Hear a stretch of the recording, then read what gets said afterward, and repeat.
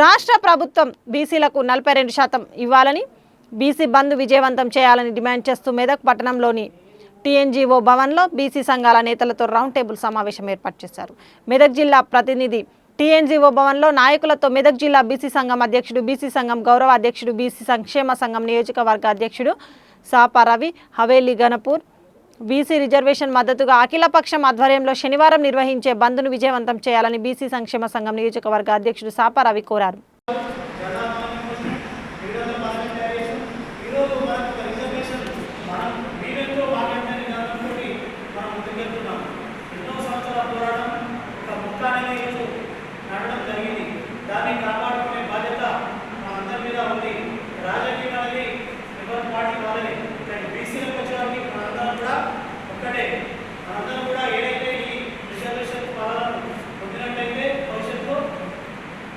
చట్టసభలలో మన స్థానం లభించినప్పుడే మన యొక్క బీసీలు అనేది ముందుకు వెళ్ళడం జరుగుతుంది.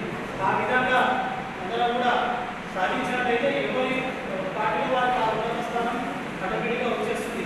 మరి ఈరోజు 18వ తారీఖున బంద్ను విజయవంతం చేయడానికి ఇక్కడ మన అన్న సురేంద్ర గారు ప్రత్యేక శ్రద్ధ తీసుకొని తను అందరూ కూడా కోఆర్డినేషన్ చేసినట్లయితే అది ముఖ్యంగా మండల కేంద్రాలలో, జిల్లా కేంద్రంలో అంటే ఈ యొక్క బంద్ అనేది మెదక్ జిల్లా దిక్సూచి వారు తెలంగాణ అప్పుడే మన జిల్లా తెలంగాణలో ప్రముఖ పాత్ర మెదక్ జిల్లాలో ఉంది.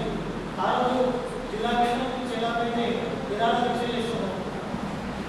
అంతకంటే ఎక్కువ కూడా మనం చేయాల్సి ఉంటుంది. అప్పుడు స్వచ్ఛందంగా అతను పాల్గొని ముఖ్యంగా బీసీ ముఖ్య నాయకులు, వివిధ పార్టీ నాయకులు, పార్టీలకు అతీతంగా ఈరోజు మెదక్ జిల్లా కేంద్రంలో తెలంగాణ కాంగ్రెస్ సమావేశం ఏర్పాటు చేయడం జరిగింది.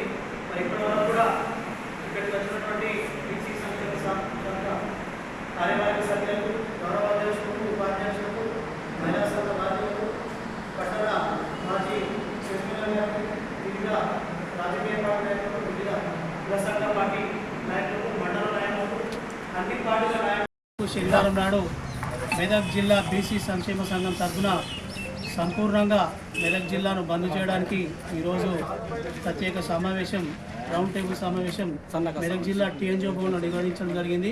మరి ఈ సమావేశానికి వివిధ బీసీ సంక్షేమ సంఘ నాయకులు, వివిధ రాజకీయ పార్టీ నాయకులు, జైభీం సభ్యులు, ఎంఆర్పిఎస్ సభ్యులు, అదేవిధంగా వివిధ గ్రామ, మండల, పట్టణ అన్ని రాజకీయ పార్టీలు హాజరు కావడం జరిగింది. మేమందరం కూడా ఈ బీసీ బంద్కి పిలుపునిచ్చినందుకు తప్పకుండా మేమందరం భాగస్వామ్యమై విజయవంతం చేస్తామని చెప్పడం జరిగింది.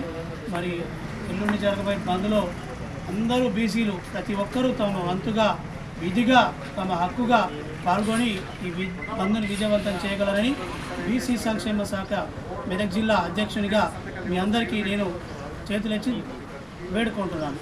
జై